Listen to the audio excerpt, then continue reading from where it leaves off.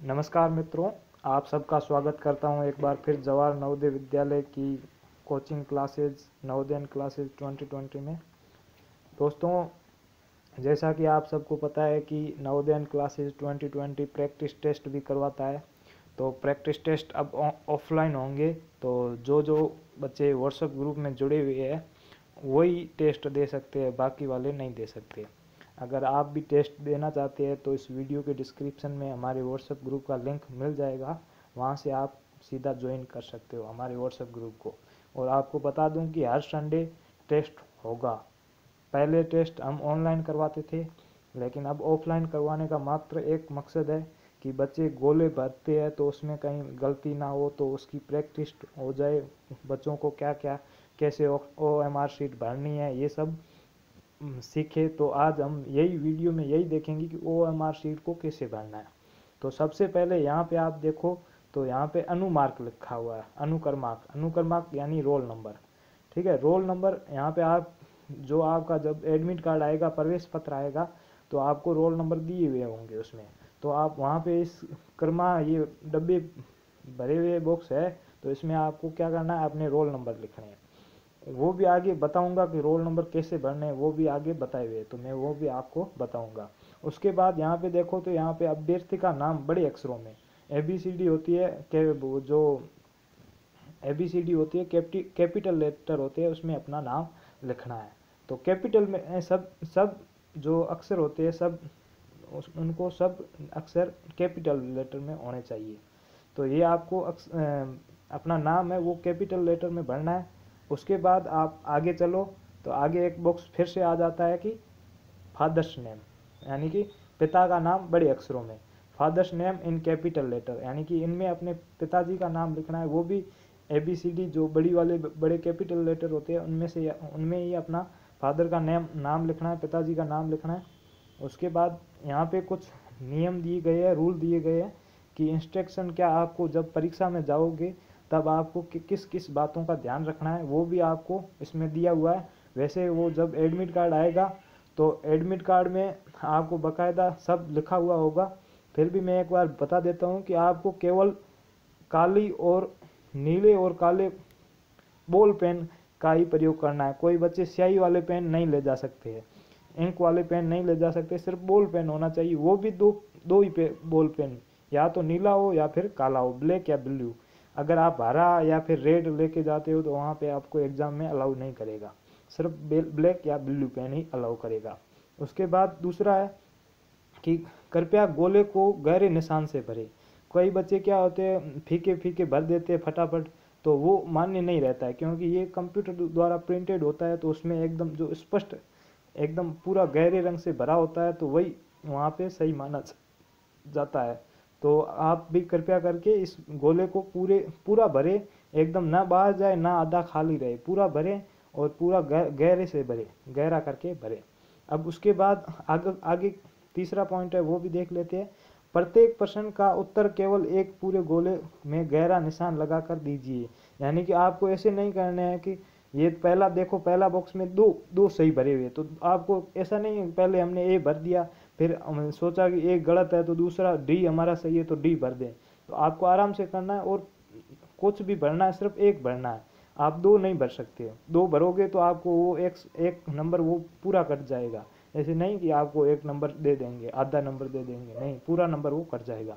और दूसरा बॉक्स देखो, दूसरा ऐसे भी नहीं करना है कि पहला आपका गलत हो गया तो पहले में ये क्रॉस का निशान लगा दिया और फिर D सही कर दिया, तो ये भी आपका जो तरीका है ये भी गलत हो जाएगा। क्योंकि कुछ भी जो भी करना है एक ही बॉक्स में करना है, दूसरे वहाँ पे कोई भी निशान ना हो। फिर तीसरा देखो, तीसरा भी ये ऐसे भी नहीं करना है कि पहले में क्रॉस लगा दो और जो हमारा सही है उसमें राइट का चिन्ह लगाना है। राइट का चिन्ह नहीं लगाना है, बल्कि राइट में पूरा गोला भरना है। तो गोला यहाँ पे पूरा गोला भरना है, राइट का चिन्ह भी नहीं लगाना है। उसके बाद यहाँ पे चौथा देखो, चौथा यहाँ पे दिया हुआ पहला गोला पूरा भरा हुआ, लेकिन D में देखो D को गहरा किया हुआ है। हमें किसी भी अक्षर को कुछ भी नहीं करना है। अगर हमारा ऑप्शन A सही है तो A को ही भरना है, बाकी वाले ऑप्शनों को छोड़ दो। बाकी को D में गहरा करते बच्चे टाइम पास करने के लिए, एग्जाम पूरा हो जाता है तो क्या करे बैठे बैठे, तो अक्षरों को गहरे करते, वो आपको कुछ नहीं करना है, नहीं तो आपके नंबर कट जाएंगे। तो जो भी आपका सही आंसर हो उसको पूरा गोला भर दीजिए। अब जो लास्ट वाला आप देख रहे हो ये सही है, यानी कि इसमें कोई भी मतलब किसी भी प्रकार का निशान नहीं है, कोई क्रॉस का निशान नहीं है। अगर आंसर डी सही है तो डी को पूरा भर दिया। बस आपको ये लास्ट वाला बॉक्स है, इससे ही आपको पूरी OMR शीट भरनी है। ऐसे नहीं कि सिर्फ क्वेश्चनों में भरनी है, बाकी ये आपके नाम भी आएंगे, फादर्स नेम आएंगे, रोल नंबर आएंगे, सब में ऐसे ही भरना है, न कि बाकी किसी को क्रॉस कर दें। क्रॉस करोगे तो आप खुद का नुकसान होगा। अब हम आगे बढ़ते हैं। आगे देखो नंबर 4 क्या कह रहा है, किसी भी उत्तर के लिए एक बार गोले में निशान लगाने के पश्चात कोई परिवर्तन अनुमेय नहीं है, यानी कि कोई भी चेंज नहीं होगा। अगर आपने पहले यहाँ पे देखो इंग्लिश में मीडियम में भी लिखा हुआ कि आपने एक बार no change in answer once marks is allow, यानी कि आपने एक बार कोई भी भर दिया ABCD कोई भी ऑप्शन भर दिया तो एक बार जो भर दिया वही रहेगा, आपको उसमें काटना कुछ करना कुछ नहीं है, न तो 2 गोले भरने हैं। बस आपने जो पहले लगाया वही आपका आंसर मान्य होगा। इसलिए आपको क्या करना है कि आप एकदम अच्छे से सोच समझ कर क्वेश्चन करें, क्योंकि आप एक बार कर लिया आप उसके बाद परिवर्तन नहीं कर सकते हो। तो आप भी अपने एग्ज़ाम को आराम से करें। कुछ बच्चे क्या होते हैं कि भले इंटेलिजेंट हो या नहीं हो, पर वो आधे घंटे में पेपर पूरा कर लेते हैं, तो उनको कोई फ़ायदा नहीं होता। 1 घंटे बाद में आपको एग्ज़ाम हॉल में ही बैठना है, कहीं बाहर नहीं जाने दिया जाएगा। आपको हॉल में ही बैठना है। फिर हॉल में 1 घंटे में पेपर कर लिया, आप तो कुछ चेंज कर नहीं सकते, फिर बैठे बैठे क्या करें। इससे अच्छा है कि आराम से अपना क्वेश्चन पेपर आराम से करे और पूरा 2 घंटा, ना 2 घंटे से कम ले ना 2 घंटे से ज़्यादा टाइम ले। इसीलिए हम टेस्ट कराते हैं कि ताकि बच्चे पूरे 2 घंटे का ये आपका शेड्यूल बन जाए। टेस्ट कराने का मकसद यही है हमारा। फिर आप देखो पॉइंट 6 देखो, इस OMR पत्रिका पर कच्चा काम करना मना है, यानी कि हम कई बार क्या होते हैं कि गणित के क्वेश्चन होते हैं, गणित के क्वेश्चन हम रफ वर्क कहाँ पे करें। तो रफ वर्क आपको पहले बता दूं कि रफ वर्क आपको जो पेपर दिया जाएगा उसके नीचे जगह मिलेगी, आपको वहाँ पे रफ वर्क करना है। ऐसे नहीं है कि इसको उल्टा कर दो, यहाँ पे पीछे पूरी खाली है तो वहाँ पे आप रफ वर्क करने लग जाओ। तो वैसे वहाँ पे रफ वर्क नहीं करना, नहीं तो आपकी पूरी ये उत्तर पुस्तिका है ये रद्द कर दी जाएगी, फिर आपका रिजल्ट नहीं आएगा, इंतज़ार करते रहना। तो आप यहाँ पे ध्यान देना कि OMR शीट है उसके पीछे कुछ भी नहीं लिखना है, न कुछ आगे लिखना है न कुछ पीछे लिखना है। अगर आपको रफ वर्क करना है तो पेपर में आपको रफ वर्क का अलग से पेज मिलेगा, पीछे वाला भी मिलेगा, और अगर हो सकता है तो वो नवोदय वाले एक पेज के नीचे थोड़ी सी जगह दे, वहाँ पे भी आपको रफ वर्क कर सकते हो। पर उत्तर पुस्तिका में जो ये OMR शीट है इसमें आपको कहीं पर भी नहीं करना है। अब यहाँ पे आगे देखो प्रत्येक प्रश्न का उत्तर पुस्तिका में दिए गए क्रमांक के सामने गोले में निशान लगाकर दीजिए। इनका कहने का मतलब क्या है कि आपको प्रश्न दिया हुआ होगा, एक प्रश्न संख्या 1 2 3 4 5, तो वहाँ पे अगर आपको पहले प्रश्न का उत्तर C सही है तो आपको वहाँ पहले के सामने C वाला ऑप्शन भरना है। कई बार क्या होता है कि बच्चे जल्दबाजी में जो C भरना है वो पहले की जगह दूसरे में भर देते हैं, तो दूसरे की जगह कभी तीसरे में भर देते हैं, तो ऐसे ही 3-4 क्वेश्चन तो ऐसे ही गलत हो जाते हैं। फिर आपको आते भी है तो भी आप गलत करके आ जाते हो, तो वैसे क्या फ़ायदा हुआ। तो ये भी आप अपने ध्यान रखें कि आप जो भी प्रश्न कर रहे हैं एक बार नहीं तो 2 बार देख लें कि ये प्रश्न 6 कर रहे हैं तो 6 के सामने ही गोला भरें ताकि कोई गड़बड़ी ना हो। कई बार क्या होता है कि बच्चे मतलब गलती से पहले की जगह दूसरा भर देते हैं, फिर दूसरा मतलब पहला तो पहले में भर दिया, दूसरा भी पहले, दूसरा क्वेश्चन कर रहा है वो भी पहले वाला ही भर दिया, तो बाद में पूरा क्रमांक वैसे ही भरता जाता है। तो अगर पूरे भी सही है तो पूरे गलत हो जाते हैं, तो वहाँ पे कोई फ़ायदा नहीं रहता है। तो यहाँ पे आप पूरे मतलब कि क्रमांक एकदम देख कर भरना। और आगे बढ़ते हैं कि दूसरा क्या कह रहा है, उदाहरण फॉर्म भरने की विधि। अब ये विधि दी हुई है, तो यहाँ पे देख लो। अगर आपका क्रमांक यहाँ पे क्रमांक दिया हुआ है 17 32 172, अब यहाँ पे आपको कैसे भरना है। 17 पहले कॉलम में 1, फिर 7 3 2 1 7 0।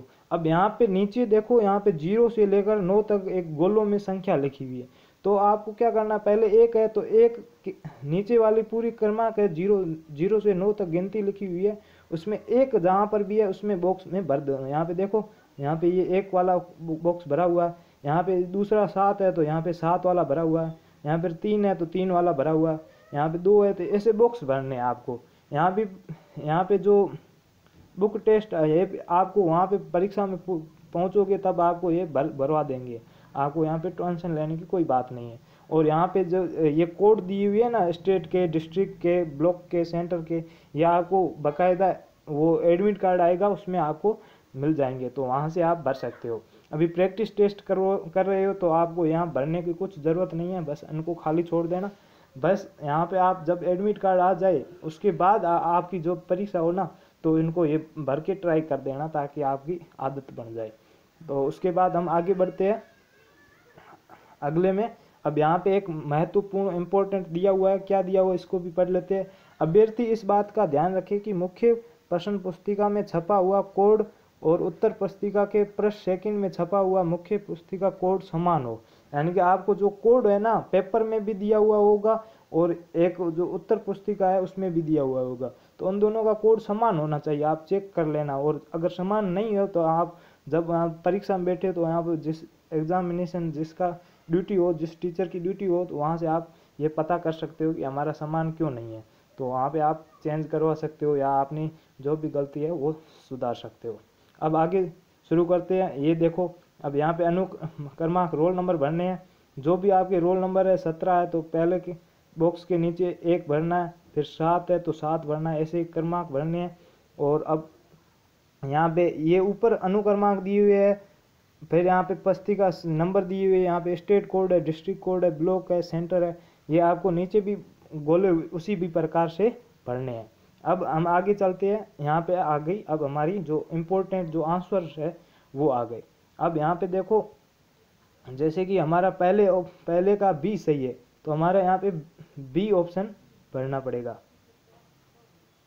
यहाँ पे अगर हमारा बी ऑप्शन सही है तो हमें बी पर, यहाँ पे सही नहीं लग रहा है पर हमें बी पर ही पूरी तरह से, ये बी पर पूरी तरह से एकदम गोला पूरा भरना है, न गोला बाहर जाए न गोला ज़्यादा खाली रहे। ये तो अब स्क्रीन टच ऐसे ही हो रहा है इसलिए यहाँ पे थोड़ी सी मिस्टेक हो रही है, पर वहाँ पर आपको पेन से भरने तो अपने हाथ से पूरे गोले को पूरे एकदम सही भरे। ये सी वाला मैंने चॉइस नंबर सी सही है तो सी, ये थोड़ा सा खाली रह गया, ऐसा खाली नहीं रखना है, यहाँ पे बाहर चला गया ऐसे बाहर भी नहीं रखना है, पूरा एकदम पूरा भरना है, तभी आपका उत्तर मान्य होगा, नहीं तो उत्तर नहीं मान्य होगा। तो इस चीज़ की खासकर ध्यान रखें।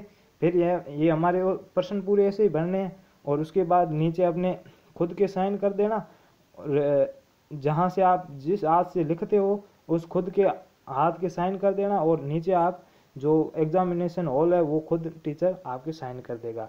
तो बस इतनी थी ये OMR शीट। तो अब चलते हैं, आज के लिए इतना ही और देखते हैं आगे क्या करना है। धन्यवाद। आगे वीडियो में हम कुछ आपके लिए नया लेके आएंगे। धन्यवाद। जय हिंद, जय भारत।